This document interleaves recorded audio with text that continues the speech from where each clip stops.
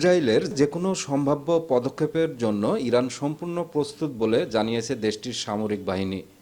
রোববার তেহরানের সামরিক সূত্রের বরাত দিয়ে বার্তা সংস্থা ইরনা জানায়, ইসরায়েল কোনো আক্রমণ চালালে ইরান তাৎক্ষণিকভাবে প্রতিশোধমূলক ব্যবস্থা নেবে।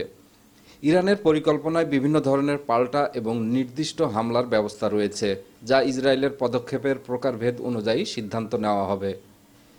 ইরানের সামরিক সূত্রটি আরও জানিয়েছে যে প্রমিস টু অভিযানের সময় ইরান দেখিয়েছে যে তারা ইসরায়েলের যে কোনো স্থানে হামলা চালাতে সক্ষম।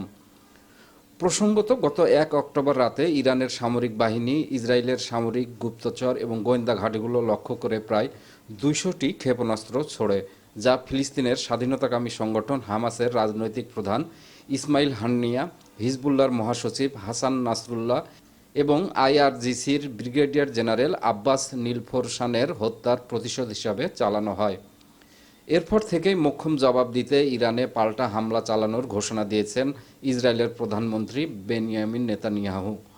শনিবার জাতির উদ্দেশ্যে দেওয়া এক ভাষণে ইসরায়েলের প্রধানমন্ত্রী বলেন, সম্প্রতি ইরান ইসরায়েলে যে মাত্রার ক্ষেপণাস্ত্র হামলা চালিয়েছেন, বিশ্বের অন্য কোনো দেশ তাদের ভূখণ্ড ও জনগণের উপর এই মাত্রার হামলা বরদাস্ত করবে না, ইসরায়েলও করবে না।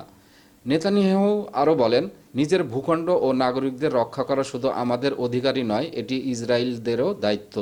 ইসরায়েল সেই দায়িত্ব নিশ্চিতভাবেই পালন করবে। এমন প্রেক্ষিতে ইরানের এই বার্তা ইসরায়েল ও ইরানের মধ্যে উত্তেজনা আরও বাড়িয়ে তুলেছে, যা আঞ্চলিক নিরাপত্তার জন্য গুরুতর হুমকি হয়ে দাঁড়িয়েছে। সেলিম উদ্দিন, ডেস্ক রিপোর্ট, নবরূপ টিভি।